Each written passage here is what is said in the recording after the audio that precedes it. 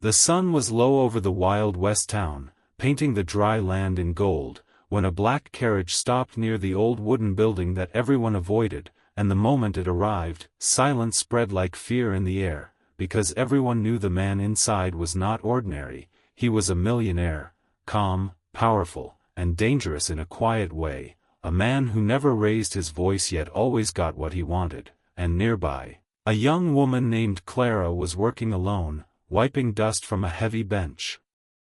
Outside the building, her hands rough from hard work and her eyes sharp from years of survival, she had no family, no protection, only strength and pride, and she did not bow easily, even to rich men. When the millionaire stepped out, dressed clean and simple but with eyes that looked like they had seen too much, he watched her for a long moment without speaking, and the town held its breath. Clara felt his eyes on her and looked back, unafraid, though something deep inside warned her that this moment mattered. The man walked closer, slowly, calmly, as if time followed his steps. Then he looked at the bench and said in a low, steady voice, "Too big, just sit on it." The words sounded strange, careless, almost rude, but his face showed no humor, only control. Clara frowned, confused and slightly angry, thinking he was mocking her work or her strength, yet something in his tone felt different. As if he was not talking about the bench at all. She sat down anyway, crossing her arms, refusing to show weakness, and that was when she felt it, a soft but clear vibration under her feet, like the ground itself was breathing. Her eyes widened for a second before she hid her fear. The millionaire noticed, of course he did, his gaze sharpened, and for the first time, a crack of emotion crossed his face, concern mixed with urgency. Around them the town returned to noise, unaware of what rested beneath the dirt, beneath the wood, beneath Clara herself, as the wind picked up, carrying dust and whispers. Clara stood up slowly, pretending nothing happened, but her heart was racing. She had lived her whole life reading danger, and this was danger she could not see. The millionaire leaned closer and lowered his voice, telling her this land was not safe and she should stay away after sunset, but he did not explain why, and Clara hated secrets more than threats. She asked him what was under the ground, but he only looked away, his jaw tight, as if the truth was a burden too heavy to speak. The town sheriff appeared in the distance, watching them, and the millionaire stepped back, his calm mask returning. He turned and walked away as if nothing had happened, leaving Clara with more questions than answers. That night, as darkness covered the town, Clara lay awake in her small room, listening, feeling the same quiet vibration beneath the earth, stronger now, closer, and she realized this was not just about land or money. Whatever was buried below was powerful enough to scare a millionaire and dangerous enough to change her life forever. And as the ground gave a faint, unnatural sound, Clara understood one truth clearly: the story had already begun, and there was no walking away from what waited beneath her feet. Morning came slow to the Wild West town, but Clara did not sleep much that night, and when the sun finally rose, she stood outside her small room, watching dust move across the empty street, still feeling the memory of that strange vibration under the ground. She told herself it was nothing, yet her body did not believe the lie. Clara had learned long ago that fear survives when truth is hidden, and secrets always grow louder in silence. As she walked toward the old building again, the same place where the millionaire had spoken those odd words, people watched her quietly, whispering behind hands, some warning her to stay away, others looking at her with pity, because everyone in town knew the land near that building carried bad stories: men disappearing, tools breaking, strange sounds at night, but no one spoke clearly. Clara reached the bench and pressed her boot into the dirt, listening, feeling, and for a moment there was nothing. Then a faint tremble returned, soft but real, like a heartbeat trapped below the earth. Her jaw tightened, and she decided she would not run from something she did not understand. Later that day the millionaire appeared again, not in a rush, not with guards, just him, calm as always, his eyes searching the place before resting on Clara. He told her she should leave town for a few days, said it like advice, not command, but Clara heard the fear hiding inside his steady voice. She asked him why he cared, and he paused, as if surprised by his own concern, then answered that some things were dangerous even when they looked quiet. Clara laughed lightly, saying danger had followed her since childhood, that she had lost her parents young, learned to work early, and survived men far worse than secrets in the ground. The millionaire listened, truly listened, and something changed between them. Respect replaced distance, yet he still refused to explain what lay beneath the land. As the day passed, Clara noticed strange things: tools falling for no reason, animals avoiding the area, shadows shifting where they should not, and by sunset, the ground trembled again, stronger this time. The town felt it too, but most people pretended they did not. Fear made them blind. Clara stood firm while others stepped back, and the millionaire moved closer to her without thinking, standing between her and the building, a silent promise of protection. When night fell, Clara followed her instincts and returned alone, carrying only a small lantern. The wind howled like a warning, and from below came a dull sound, slow and heavy, like something waking after a long sleep.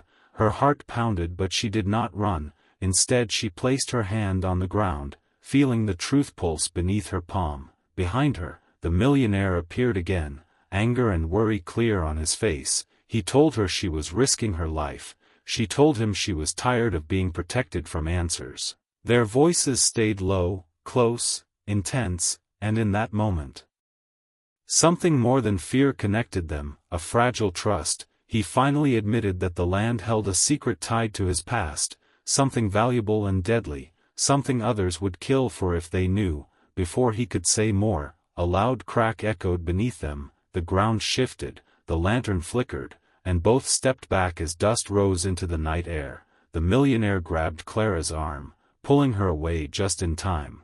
And as they stood there breathing hard, Clara understood one thing clearly: whatever was buried below was not done waiting, and neither were the people who wanted it. And this was no longer just his secret or her curiosity, it was a danger that would test their courage, their trust, and the quiet love beginning to form between them. The next day felt heavier than the last, as if the land itself was watching Clara and the millionaire, and though the town moved as usual, something invisible had changed. Clara noticed how people avoided her eyes now, how whispers followed her steps, and she understood that fear spreads faster than truth. The millionaire stayed nearby, not close enough to draw attention, yet never far enough to leave her unprotected, and by afternoon, he finally spoke again, asking her to walk with him beyond the edge of town, where dry hills met silent ground. There, away from listening ears, his calm voice softened, and for the first time, he shared pieces of his past. He told her he was not born rich, that he grew up hungry, working underground in dark places where men learned the value of silence. He said he had once trusted the wrong people and paid for it with blood and loss, and that the land beneath the old building was connected to those days, something buried long ago, not just gold or tunnels, but proof of betrayal, power, and crimes that powerful men wanted forgotten. Clara listened without interrupting, seeing pain behind his steady eyes, and though she still did not know everything, she felt the weight he carried. As the wind passed over the hills, he warned her that others were coming, men who followed rumors and greed, men who would not care who got hurt.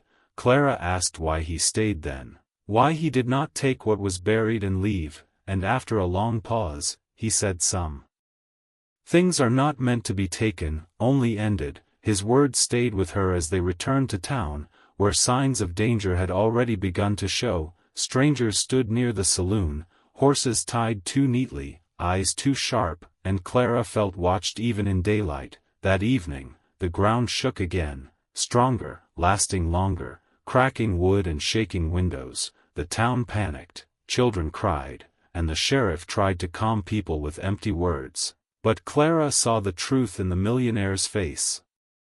Time was running out. Later that night, Clara followed him to the edge of the building, where a hidden door lay under loose boards, and though fear burned in her chest, she did not turn away. the millionaire opened the entrance just enough to show her darkness below, deep and endless, and the sound rising from it was not just earth, but history waking up. He told her that once the truth came out, there would be no safe place for either of them, and that was why he tried to keep her away, but Clara stepped closer, saying she had lived her whole life with nothing to lose, and if danger was coming, she would face it standing, not hiding. Something broke in the millionaire then, not weakness, but loneliness, and he admitted that he trusted her because she was not bought by fear or money. As footsteps echoed nearby, voices whispering plans, the millionaire closed the hidden door and pulled Clara back into the shadows, holding her close for a brief second, not as a rich man protecting a worker, but as a man protecting the one person who saw him clearly. Their hearts raced together as strangers passed by, unaware of how close they were to the truth, and in that quiet moment, Clara realized this story was no longer just about what lay beneath the ground, but about choices, loyalty, and a love forming under pressure, while danger gathered above, waiting for the right moment to strike. The danger that the millionaire feared did not wait long to arrive, and by the next morning, the Wild West town felt tight and uneasy, as if every building was holding its breath. Clara noticed new faces everywhere, men who did not smile, men who watched the ground more than the people, men whose hands stayed close to their belts. The millionaire warned her quietly to stay close to him, but Clara could already feel that hiding was no longer possible. Rumors moved fast, and by noon, everyone knew strangers were asking questions about the old building and the land beneath it.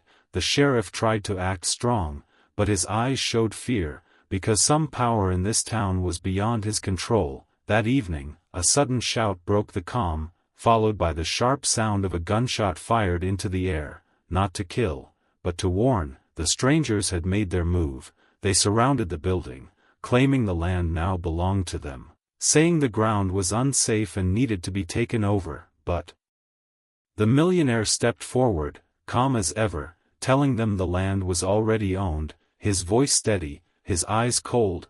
Clara stood beside him, her heart racing but her feet firm. One of the strangers laughed and threatened to dig no matter the cost, and when the ground trembled again, stronger than ever, panic spread, wood cracked, dust filled the air, and a section of the earth collapsed slightly, revealing darkness below. People screamed and ran, but the strangers moved closer, greed shining in their eyes. The millionaire pulled Clara back just as the ground shifted again, saving her from falling, and in that moment, she saw how close death truly was. Chaos took over the town, horses broke loose, windows shattered, and the sound from below grew louder, deeper, like the land itself was angry. The strangers tried to force their way into the opening, but the millionaire stood in their path, warning them that what they were waking could not be controlled. When they ignored him, he made a choice that surprised everyone. He destroyed part of the entrance himself,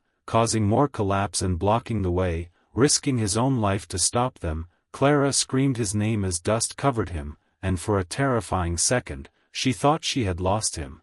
But he emerged, hurt but standing, and without thinking, Clara ran to him, holding him as the town watched in silence. In that moment, their connection became clear to all. Not spoken, but undeniable. The strangers realized they had lost control and retreated for now, but their threat remained. As night fell, the town lay damaged and shaken, and the truth could no longer stay hidden. Clara helped the millionaire to safety, her hands shaking as she cleaned his wounds, and though he tried to stay strong, she saw fear in him, not for himself, but for her. He admitted that the collapse was only the beginning, that what lay beneath was unstable and tied to old crimes that powerful men would protect at any cost. Clara told him she would not leave, no matter how dangerous it became, and he finally accepted that she was part of this fight now. As they sat together in the quiet after the storm, listening to the ground settle beneath them, both knew the town would never be the same again. The strangers would return, the truth would rise, and love, once formed in silence, would now be tested by fire, danger, and the hard choices waiting ahead. After the chaos settled, the Wild West town felt colder, not from weather but from mistrust, and Clara could feel the eyes of the people on her wherever she went, some blaming her for standing with the millionaire, others fearing her for knowing too much. While the millionaire spent his days repairing damage and speaking quietly with the sheriff, trying to hold the town together, Clara began to notice how much he carried alone, how his calm face hid deep weight, and yet, the more she learned, the more questions grew inside her. One evening, unable to hold them back any longer, she asked him to finally tell her the full truth about what was buried beneath the land, and this time, he did not turn away. Instead he led her far from town, where voices could not follow, and there, with the stars above and silence around them, he told her everything. He explained that the underground tunnels once hid stolen wealth and records of crimes committed by powerful men long ago, men who destroyed lives to protect their secrets, and that he had been forced to work for them when he was young, trapped underground, learning how greed could turn people into monsters. He said he bought the land not to gain more wealth, but to bury the past forever, to stop anyone from digging it up and starting the cycle again. But as Clara listened, her heart grew heavy, because she realized his silence had not protected the town. It had only delayed the danger, and when she asked why he never trusted the people with the truth, he answered that truth often costs innocent lives, and he refused to let her be one of them. Those words cut deeper than any lie, because they showed love mixed with control, and Clara pulled away, telling him that choosing for others was still a kind of harm, no matter the reason. The distance between them grew sharp and painful, and by morning, Clara made a choice that shocked him. She packed her small bag and told him she was leaving town, not because she was afraid, but because she could not stand between love and truth any longer. The millionaire tried to stop her, his voice breaking for the first time, saying the town needed her strength and he needed her courage, but Clara said love without honesty was just another kind of prison, and she walked away,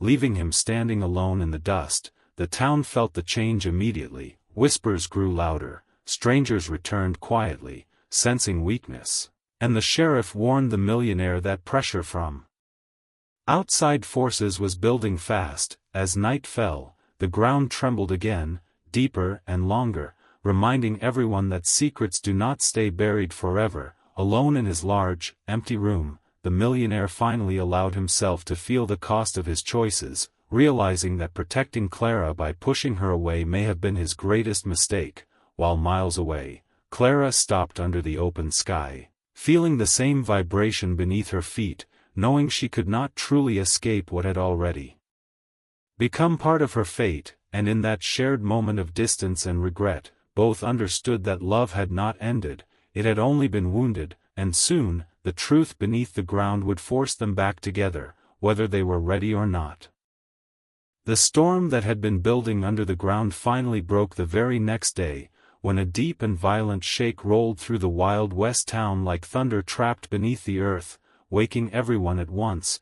Walls cracked, windows shattered, and people ran into the streets in fear, shouting that the land was opening. The millionaire stood in the center of the chaos, realizing the moment he had feared had arrived, and far outside the town, Clara felt the same powerful tremble under her feet, and knew instantly that she had made a mistake leaving. Without hesitation she turned back, her heart pushing her faster than fear ever could. Meanwhile the strangers returned in force, no longer hiding their greed, bringing tools, weapons, and orders from men with power beyond the town, claiming they had legal rights to dig. The sheriff tried to stop them but was pushed aside, and as digging began, the ground collapsed fully, opening the hidden tunnels at last, dark and deep, carrying the truth to the surface. The millionaire stepped forward and revealed everything to the town, shouting over the noise that the tunnels held proof of old crimes, stolen wealth, and the names of men who would destroy the town to keep it hidden. The strangers rushed him, but the ground betrayed them, collapsing again and trapping several inside, not in violence but consequence. As dust filled the air and the sound of falling earth echoed, Clara arrived just in time, running through the crowd and reaching the millionaire as another shake threw them both to the ground. He tried to push her away to protect her, but she refused, saying the truth was worth facing together. At that moment, parts of the tunnels broke open completely, revealing old boxes, records, and signs of the past, and the crowd finally understood why danger had followed this land for so long.